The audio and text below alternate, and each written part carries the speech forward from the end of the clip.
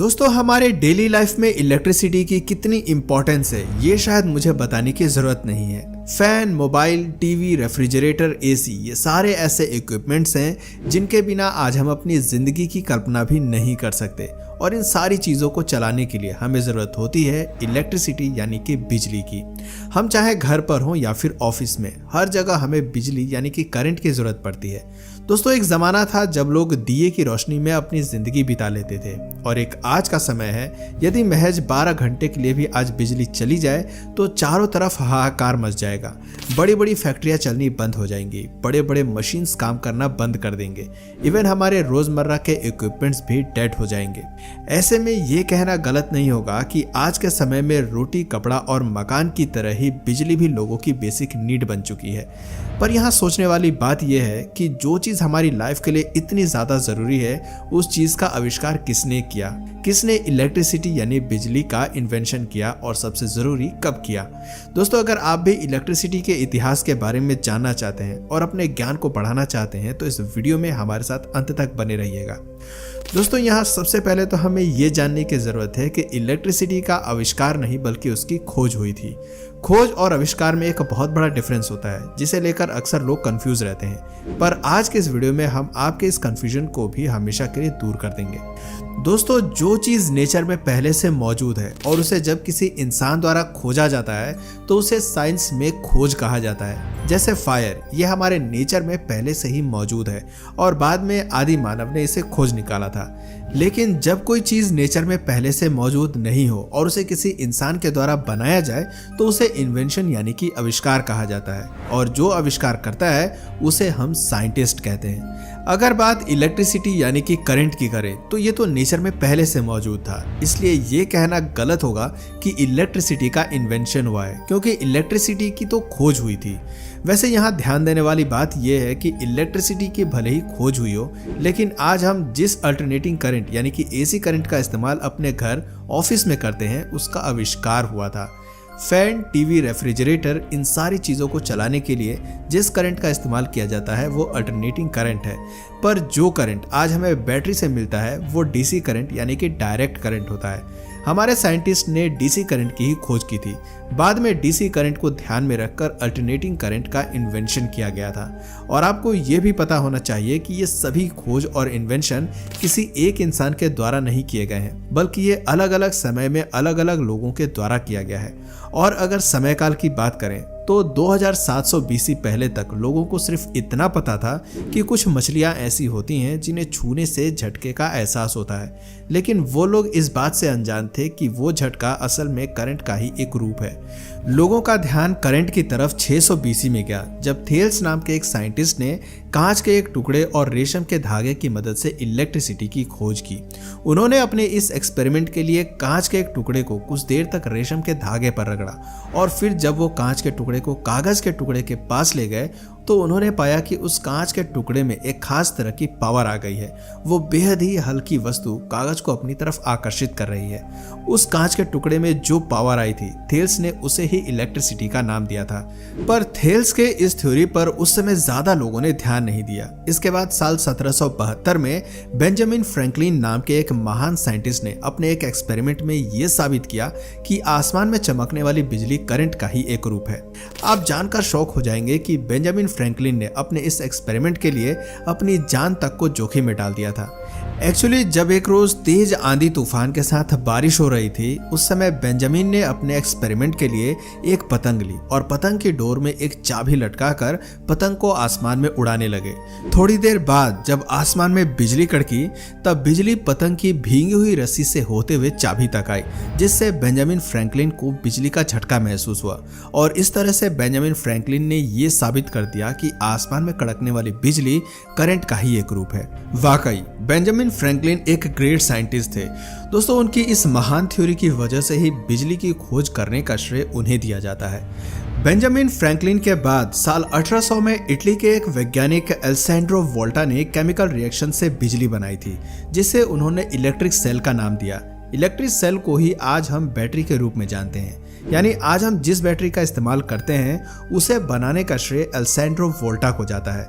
वैसे एलेसेंड्रो वोल्टा के नाम पर ही electric potential, potential difference and electromotive force की डिराइव्ड यूनिट का नाम वोल्ट रखा गया है। दोस्तों, ये खोज और आविष्कार यही नहीं रुके। साल 1831 में बिजली के आविष्कार में एक और ग्रेट साइंटिस्ट ने अपना क्रांतिकारी योगदान दिया। उस साइंटिस्ट का नाम था माइकल फैराडे। माइकल फैराडे ने अपनी थ्योरी में बताया कि यदि एक तांबे की तार के कॉइल्ड यानी कि कुंडली के चारों तरफ मैग्नेट को तेजी से घुमाया जाए तो इस प्रोसेस से भी बिजली बनाई जा सकती है। दोस्तों, माइकल फैराडे के इस आविष्कार को ही आज इलेक्ट्रोमैग्नेटिक इंडक्शन का नाम मिला हुआ है। माइकल फैराडे के इस प्रयोग का इस्तेमाल करके साल 1878 में अमेरिकन साइंटिस्ट थॉमस एडिसन ने अमेरिका में और ब्रिटिश साइंटिस्ट जोसेफ स्वान ने ब्रिटेन में फिलामेंट बल्ब का आविष्कार किया और इस तरह से इन दो महान वैज्ञानिकों ने पूरी दुनिया को बिजली के बल्ब के आविष्कार का तोहफा दिया। हालांकि यह बात अलग है कि बल्ब के आविष्कार के लिए हम सिर्फ थॉमस एल्वा एडिसन को ही याद करते हैं, जबकि जोसेफ स्वान ने भी बल्ब का आविष्कार किया था। खैर, जैसा कि मैंने आपको पहले ही बताया, 1878 से पहले तक सिर्फ डायरेक्ट करंट यानी कि बैटरी वाली करंट का ही उपयोग किया जा रहा था। पर यहाँ डीसी करंट के साथ साथ दो मेजर प्रॉब्लम्स थी। फर्स्ट, इसका इस्तेमाल काफ़ी ज़्यादा खतरनाक था और सेकंड, इसे 2 से 3 किलोमीटर की रेंज तक ही ले जाया जा सकता था, जिस वजह से 2 या 3 किलोमीटर से ज़्यादा दूरी पर बिजली ले जाने के लिए प्रोटेक्शन हाउस बनवाने की ज़रूरत होती थी, जो काफ़ी खर्चीला भी होता था। डीसी करंट के इन प्रॉब्लम्स को देखते हुए थॉमस एल्वा एडिसन के साथ काम करने वाले एक वैज्ञानिक ने, जिनका नाम निकोला टेस्ला था, उन्होंने डीसी करंट के कमी को पूरा करने के लिए एसी करंट पर काम करना शुरू किया। Actually Nikola Tesla DC current के कमी को दूर करके ऐसा करंट बनाना चाहते थे जिसका उपयोग दूर तक बिजली ले जाने के लिए किया जा सके और साथ ही वो सुरक्षित भी हो। कहा जाता है कि उस समय जब निकोला टेस्ला ने अपने इस एक्सपेरिमेंट के बारे में थॉमस एल्वा एडिसन को बताया तो एडिसन साहब ने एसी करंट के कॉन्सेप्ट को अपनाने से मना कर दिया और उन्होंने निकोला टेस्ला को क्लियर वर्ड्स कह दिया कि आपको जो भी एक्सपेरिमेंट करने हैं वो आप हमारे डीसी जनरेटर पर ही करें।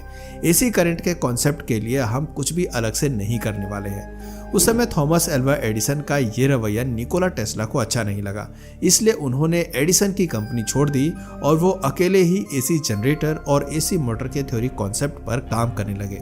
निकोला टेस्ला की मेहनत रंग लाई और उन्होंने 1887 में एसी करंट का आविष्कार करके पूरी दुनिया को चौंका दिया। निकोला टेस्ला के द्वारा आविष्कार किया गया एसी करंट को वायर की हेल्प से लंबी दूरी तक ले जाया जा सकता था और वो भी बिल्कुल सुरक्षित तरीके से। दोस्तों, अब तो आप समझ ही गए होंगे कि बिजली के खोज से लेकर उसके आविष्कार तक कई सारे वैज्ञानिकों ने अपनी थ्योरी और कॉन्सेप्ट पर काम किया और उन्हीं की मेहनत का ये नतीजा है कि आज हम अपने घर में बैठे बैठे कंप्यूटर, फोन, लैपटॉप, पंखा, फ्रिज, एसी जैसे कई इलेक्ट्रिसिटी से चलने वाले इक्विपमेंट का इस्तेमाल बस एक स्विच दबाकर कर सकते हैं। भारत में बिजली का आविष्कार कब हुआ? दोस्तों, भारत में अगर बिजली के आविष्कार की बात करें तो आपको जानकर हैरानी होगी कि भारत में बिजली का आविष्कार आज से हजारों साल पहले ही हमारे ऋषि मुनियों ने कर दिया था। जी हाँ, भारत में बिजली का आविष्कार एक बैटरी के रूप में हुआ था। भारतीय इतिहास के वैदिक ग्रंथों के अनुसार दुनिया की सबसे पहली बैटरी महर्षि अगस्त्य द्वारा बनाई गई थी।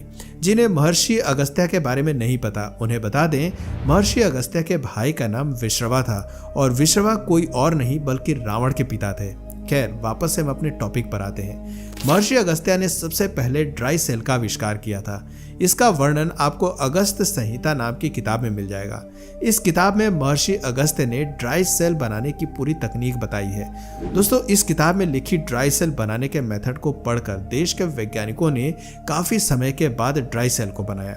यानी कि यह कहना गलत नहीं होगा कि ड्राई सेल बनाने की तकनीक हजारों वर्ष पुरानी है, लेकिन यह हमारा दुर्भाग्य है कि उस समय पेटेंट कराने जैसा कोई साधन नहीं था, जिस वजह से आगे जाकर बिजली का आविष्कार करने का श्रेय अमेरिका और इंग्लैंड के वैज्ञानिकों ने ले लिया।